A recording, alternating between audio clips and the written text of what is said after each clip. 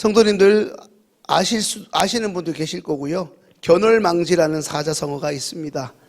볼견, 달월, 그리고 이질망, 손가락지 해서 달을 보았으면 달을 가리키는 손 혹은 이제 그 손가락을 잊어버리라는 말입니다. 달을 보았으면 달을 가리키는 손가락은 잊어버리라는 말입니다.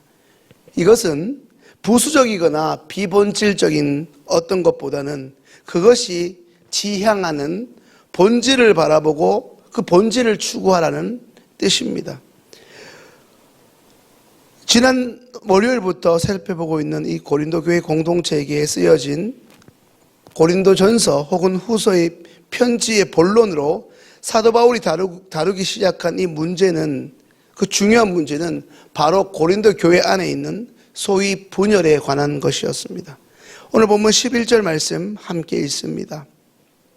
내 형제들아, 글로아의 집편으로 너희에 대한 말이 내게 들리니 곧 너희 가운데 분쟁이 있다는 것이라.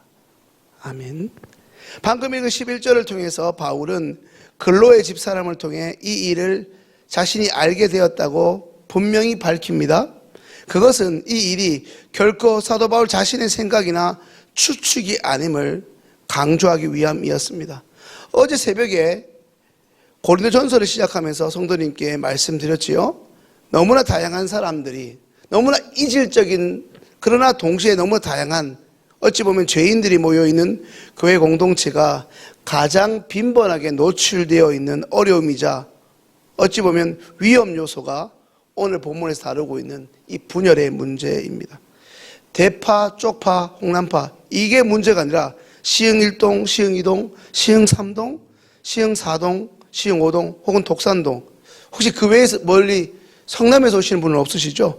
이 일련의 지역을 거점으로 혹은 같은 봉사부서에서 오래 같이 섬겨온 이런 관계나 혹은 또 다른 동질성을 이유로, 경상도 말로 우리가 남이가, 이런 이유로 가깝게 지낸 이들이 어느 순간부터 꽤나 오랜 시간 굳어져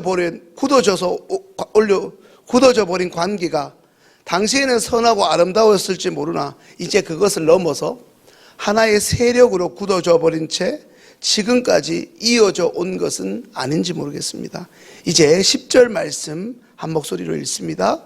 형제들아, 내가 우리 주 예수 그리스도의 이름으로 너희를 권하노니 모두가 같은 말을 하고 너희 가운데 분쟁이 없이 같은 마음과 같은 뜻으로 온전히 합하라. 아멘. 방금 바울은 본문 10절을 통하여 강하게 권면합니다. 모두가 같은 말을 하고 너희 가운데 분쟁이 없이 같은 마음과 같은 뜻으로 온전히 합하라고 말입니다. 성도님들, 오늘 본문에서 하나님은 어떤 분이십니까? 하나님은 교회 구성원들의 연합과 일치를 기뻐하시는 분입니다. 교회 구성원들의 일치와 연합 없이 그저 교회가 얼마나 많은 일들을 했냐가 아니라 그 일을 함께하는 이들이 얼마나 하나 되고 기뻐하고 있는가입니다. 한때 전국 여전도회나 남성교회 수련회 단골 주제라고 할까요? 그 주제로 곧잘 사용되었던 것이 무엇인지 아십니까? 하나 되게 하소서입니다. 그걸 보면서 적지 않은 사람들이 서로 이야기하는 것을 들은 적이 있습니다. 정작 현실은 구성원들이 하나 되지 못했다는 반증이고 사실이었다는 것입니다. 어찌 보면 그렇게 되기를 원하는 소망이자 기도 제목이어서 그런 주제를 정하였는지도 모릅니다. 오늘 우리에게 주어진 본문은 지도자에 의한 분열, 다시 말해 자신이 좋아하고 신뢰하고 존경하는 것을 넘어 추종하는 지도자가 누구인가에 따라 공동체가 나누어지고 있음을 경고합니다. 오늘 본문에 언급된 것처럼 당시 고린도 교회는 아볼로파, 바울파, 게바파 그리고 그리스도파로 그 교인들이 나누어져 있었습니다. 예수님을 뜻하는 그리스도파를 제외하면 모두 당시 이 고린도 교회 교인들에게 소위 영향력을 끼쳤던 지도자들이었습니다. 간단하게 이들의 유형을 정리하면 이렇습니다. 먼저 게바파는 예수님의 수제자라 일컬어지는 예루살렘 교회의 지도자였던 이 베드로를 추종하는 사람들을 말하는데, 특별히 이 분파는 고린도 교회의 유대인들이 여기에 해당하는 것으로 예측됩니다. 아볼로파는 알렉산드리아 출신으로 소위 말을 잘하고 성경에 능통했던 사람들이었습니다. 잘 아시는 대로 당시 고린도는 그리스 철학이 발달된 것으로 철학적 언변이 뛰어난 사람들을 중요하게 여겼습니다. 그런 영향 때문에 고린도를 방문하였고 거기에 사역한 이 아볼로가 인기가 있는 것은 어쩌면 매우 당연한 것인지도 모릅니다. 바울파는 굳이 설명할 필요도 없는 대사도 바울을 따르는 사람들입니다. 그럼 그리스도파는 누구입니까? 이것은 어떤 특정 세력을 말하는 것이 아니라 바울파, 아볼로파, 게바파가 서로 자기들이 그리스도파라고 주장하는 것을 말합니다. 성도님들, 고린도 교회 교인이라면 성도님들께서는 어떤 지도자를 따르시겠습니까? 성도님들은 무슨 파, 기호 몇 번을 지지하시렵니까?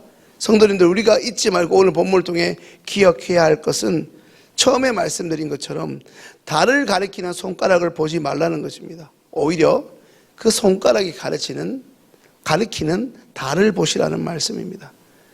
당시 고린도 교회 성도들의 문제는 자신들에게 예수 그리스도의 복음을 전해준 메시지 자체인 예수 그리스도보다 그 메시지를 전달해주고 쉽게 알려준 메시지를 전하는 어찌 보면 심부름꾼에 불과한 목회자 혹은 지도자들을 더 의지하고 더 나아가 사랑한 데 있습니다.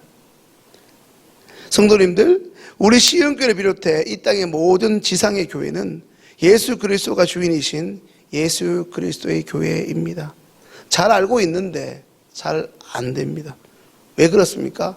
예수 그리스도는 눈에 보이지 않고 예수 그리스도에 대해서 말하는 목회자는 보이기 때문입니다. 그러므로 모든 교회 지도자들은 예수 그리스도의 종일 따름입니다. 이에 예외 없이 모든 지도자들은 사심 없이 성도를 그리스도께로만 인도해야 하고 성도들은 그 지도자의 설교나 성경 공부와 같은 목양이나 영적 지도 등을 통해 그들을 주님의 도구로 사용하시는 예수님만 바라보아야 하고 그런 영적 감각을 갖출 수 있어야 합니다. 더 나아가 우리 교회 성도님들은 늘 사도행전에 나오는 것 베레아 성도님처럼 설교가 선포되었을 때 그 설교가 과연 복음에 합당한지 과연 그러한지를 상고할 줄 아는 수준으로 나아가야 할 것입니다. 그렇다면 성도님들, 오늘 본문이 우리에게 주시는 교훈은 무엇입니까? 예수 그리스도의 그 십자가의 복음에 합당한 삶을 살아가야 합니다. 오늘 본문 17절 말씀 함께 읽습니다.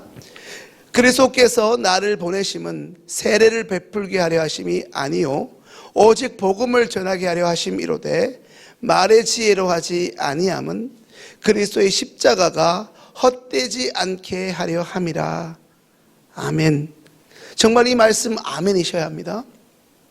예수 그리스도의 복음에 합당한 삶이란 예수 그리스도의 십자가의 죽음을 헛되지 않게 한다는 말씀입니다. 사랑하는 성도님들, 오늘도 새벽에 이 자리에 나온 우리들은 누구입니까? 바로 성도입니다.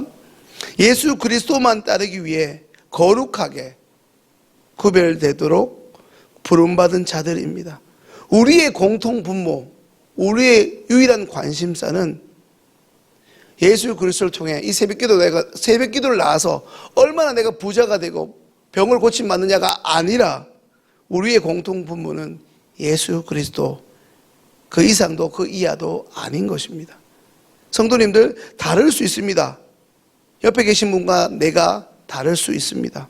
살아가는 환경이 이제껏 다릅니다. 경제적 수준이, 학력의 수준이 다릅니다. 하지만 그것은 거기까지입니다.